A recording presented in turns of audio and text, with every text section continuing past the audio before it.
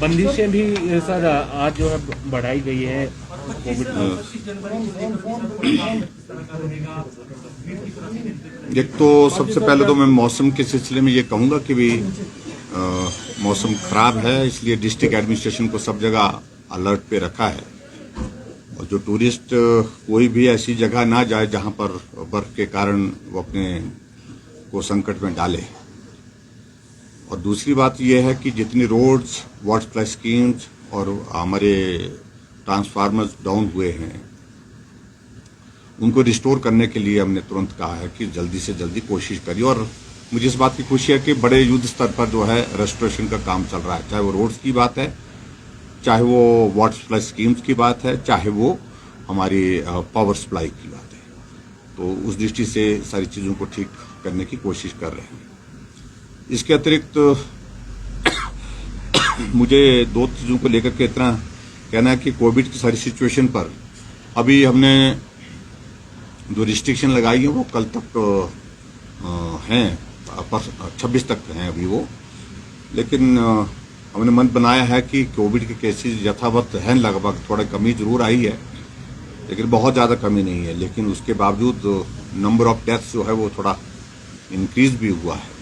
ऐसे में जो वर्तमान में जो बंदिशें, जो रिस्ट्रिक्शंस लगाई हैं वो कायम रहेगी एज इट इज, उसमें कोई परिवर्तन फिलहाल नहीं करेंगे। बस हाँ, 31 जनवरी तक जी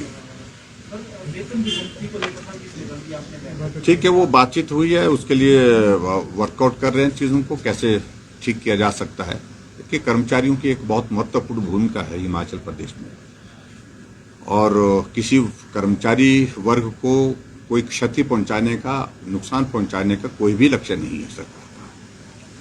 समय समय पर कोविड की सिचुएशन के बावजूद भी हमने कर्मचारियों को वित्तीय लाभ दिए हैं और आने वाले समय में भी उन पर उसी प्रकार से उनको हम कोशिश करेंगे कि उसी प्रकार से उनको वित्तीय लाभ जो जो भी मिलते हैं और जो नियम के अनुसार है, पंजाब पे कमीशन की अगर बात कर रहे हैं, उन सारी चीजों को लेकर के हम गंभीरता से विचार कर रहे हैं, किसी निष्कर्ष पर पहुंचने की कोशिश भी करेंगे जल्दी।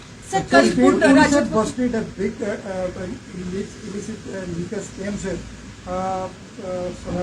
कुछ लोगों की डेथ भी हुई है, लेकिन अब उस पर आरोप प्रत्यारोप दोनों तरफ से हो रहे हैं, कुछ फोटो पब्लिश हो रही है।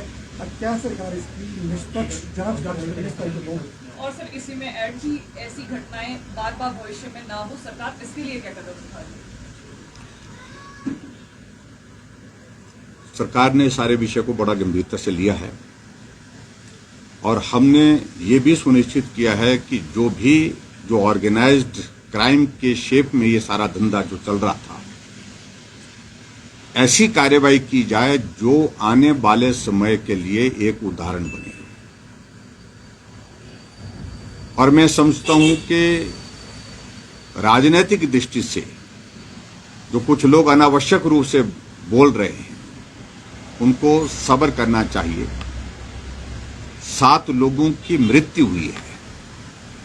जब हम कार्रवाई करने के लिए आगे बढ़े और जब कुछ लोगों को उसमें पकड़ा गया, पकड़ने के बाद उन लोगों के रिश्ते, उनके संबंध बड़े बड़े नेताओं के साथ, किसकी रिकमेंडेशन वो पदाधिकारी बने, किस पार्टी के बने, इस बात को लेकर के छुपाने की बात नहीं है। और मैं इतना ही कहना चाह रहा हूं, जो हमारे कांग्रेस के नेता जो बहुत ऊंची ऊंची बात कह रहे थे, कृपया झांक करके देखें, आज सत्ता में नहीं है, उसके बावजूद भी उनकी हिम्मत और हौसले, उनके लोगों के, उनके पदाधिकारियों के, किस प्रकार से एक ऑर्गेनाइज क्राइम करने के लिए जिसमें 7 लोगों की जान गई है, उसमें उनकी संलिप्तता पाई जा रही है। इसलिए बोलने से पहले 10 बार सोच लेना चाहिए। जहां विपक्ष के नेता इस बात का जिक्र कर रहे हैं कि शुरुआत जयराम ने की है और हम खत्म करेंगे, क्या खत्म करेंगे? क्राइम को खत्म करने का हमारा एक लक्ष्य है, हम उसको खत्म करने जा रहे हैं। जयराम का लक्ष्य किसी व्यक्ति विशेष के लिए नहीं है। 7 लोगों की जान गई है और उस पर प्रश्न खड़ा कर रहे हैं कि उन लोगों को आपने कंपनसेशन दिया। मेरा मानना है कि वो 7 लोग जो है उस साजिश में शामिल नहीं थे, लेकिन साजिश के शिकार हो गए, जिनको जीवन खोना पड़ा।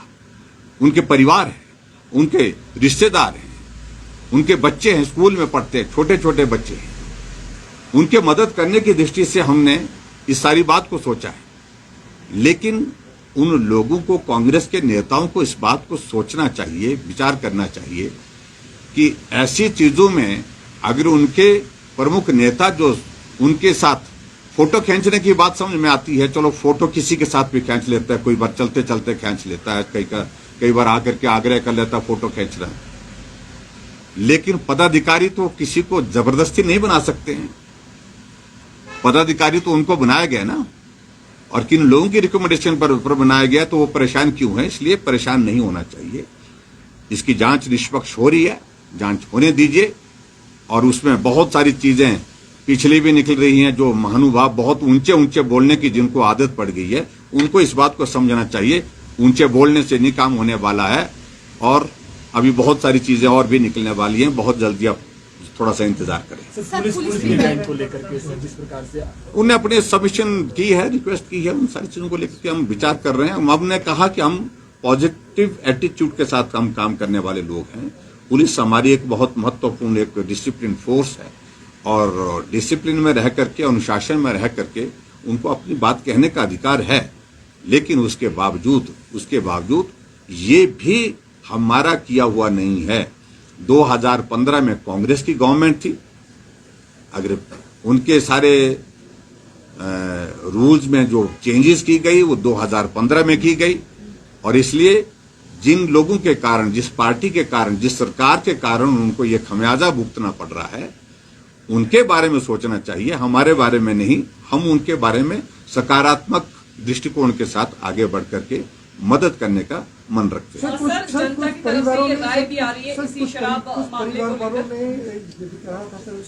देखिए, इसमें मैं सिर्फ शराब वाले मामले में सिर्फ इतना ही कहना, मैंने कह दी अपनी बात, जांच हो रही है इसमें अभी ज्यादा। की मौत के बाद प्रशासन क्यों जागा है? इससे पहले पुलिस प्रशासन का हाल।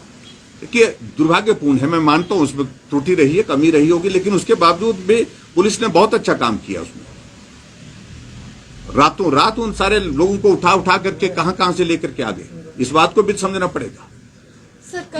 लेकिन जहां तक मैं इतना मैं जरूर कहना चाह रहा हूं कि आने वाले समय में हम उस कानून में अगर कोई हमको कुछ चेंज करना पड़े ऐसे ऑर्गेनाइज्ड कैंपेन, ऐसे क्राइम के बारे में, तो निश्चित रूप से करना पड़ेगा, और हम करेंगे भी। और हम तो कोशिश ये करेंगे, जिन लोगों का जीवन गया है और उन लोगों के लिए जो कंपनसेशन हम दे रहे हैं गवर्नमेंट की ओर से, जो मदद कर रहे हैं, ऐसे लोगों की जमीन जायदाद कुर्क करके जो है वो करनी चाहिए, ऐसी सजा होनी चाहिए। उसके तहत फिर उनको जो है मुआवजा उसके माध्यम से दिया जाए। ऐसा प्रावधान आने वाले समय में सोचेंगे। इम्पोर्टेंट बात है सर, लीगर को लेके बहुत सारी चीजें रहती हैं, लेकिन बहुत सारी डिटेल्स हैं, उन सारी चीजों को डिटेल में क्यों करेंगे चर्चा हम। लेकिन सर कार्यक्रम होने हैं और 50% क्षमता के साथ होने हैं, क्या एक मैसेज रहेगा? मेरा पूरे आप सबके माध्यम से, हमारा हिमाचल प्रदेश का स्टेटहुड है कल, और स्टेटहुड के इस दिवस पर मैं सभी हिमाचल वासियों के, आप सबके माध्यम से बहुत बहुत बधाई और शुभकामनाएं देता हूं। और कल का कार्यक्रम हमने सोलन में रखा है, और कोविड के नियमों का पालन करते हुए इस कार्यक्रम को करेंगे। 26 तारीख का कार्यक्रम भी कोविड के नियमों के पालन के साथ ही होगा, और 26 तारीख की भी मैं, रिपब्लिक डे पर भी मैं सभी प्रदेशवासियों को बहुत बहुत बधाई, शुभकामनाएं। Thank you please, thank you.